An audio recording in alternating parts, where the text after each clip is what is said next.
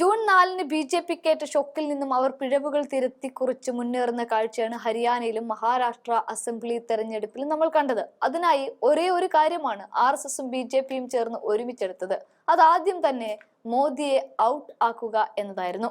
മോദി രണ്ടാം തവണ പ്രധാനമന്ത്രിയായതിനു പിന്നാലെ എല്ലാ സംസ്ഥാനങ്ങളിലും റോഡ് ഷോകൾ നടത്തുക എന്നത് പതിവ് കാഴ്ചയായിരുന്നു. എങ്കിൽ മൂന്നാം ഊഴത്തിൽ കഴിഞ്ഞ 5 മാസമായിട്ട് മോദിയെ കാണാനില്ല.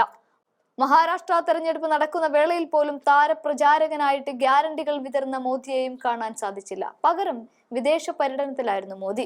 ഹരിയാനയിലും കാര്യങ്ങൾ വലിയ മാറ്റമൊന്നും ഉണ്ടായില്ല.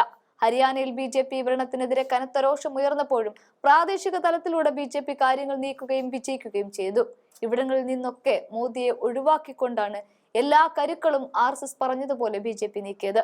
ഹരിയാനയിലും മഹാരാഷ്ട്രയിലും ഒരുപോലെ മോദിയെ മാറ്റി നിർത്തിക്കൊണ്ടുള്ള ഒരു ശൈലി BJP തുടർന്നപ്പോൾ ജാർഖണ്ഡിൽ മാത്രം മോദിയുടെ പേരുപയോഗിച്ച് BJP വോട്ട് തേടുകയാണ് ഉണ്ടായത്. അവിടെ BJP തകർന്നടിയുകയും ചെയ്തു.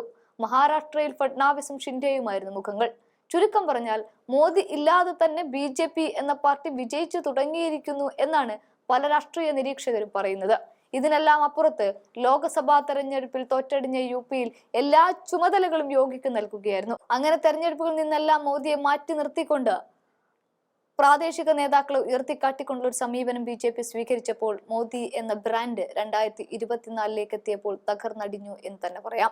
പ്രാദേശിക നേതൃത്വത്തിന് മുന്നേ നിർത്തിക്കൊണ്ട് തെരഞ്ഞെടുപ്പിൽ വിജയിക്കാമെന്ന് BJP മോദിക്ക് മുന്നിൽ തെളിയിച്ചതോടെ ഒരക്ഷരം മിണ്ടാൻ പോലും പറ്റാത്ത തരത്തിലേക്ക് മോദി എന്ന പ്രധാനമന്ത്രി മാറിയും കഴിഞ്ഞു. അതുമാത്രവുമല്ല, മൂന്നാം ഊഴത്തിൽ 400 സീറ്റ് തികയ്ക്കാൻ പറ്റാതെ പോയത് മോദിക്ക് കനത്ത ക്ഷീണമാണ് നൽകിയിരിക്കുന്നത്. സഖ്യകക്ഷികളായ TDPയെയും JDUവിനെയും പ്രീതിപ്പെടുത്തി മാത്രമേ ഇപ്പോൾ മോദിക്ക് മുന്നോട്ട് പോകാൻ സാധിക്കുന്നുള്ളൂ.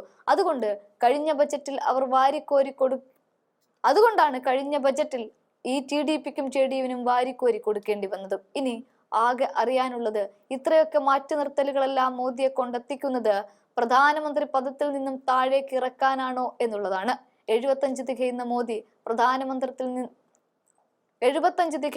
പ്രധാനമന്ത്രി പദത്തിൽ നിന്നും താഴേക്ക് ഇറങ്ങേണ്ടി വരുമോ എന്ന ചോദ്യത്തിനുള്ള ഉത്തരം കൂടിയാണ് ഇനി ആകെ അറിയാനുള്ളത്.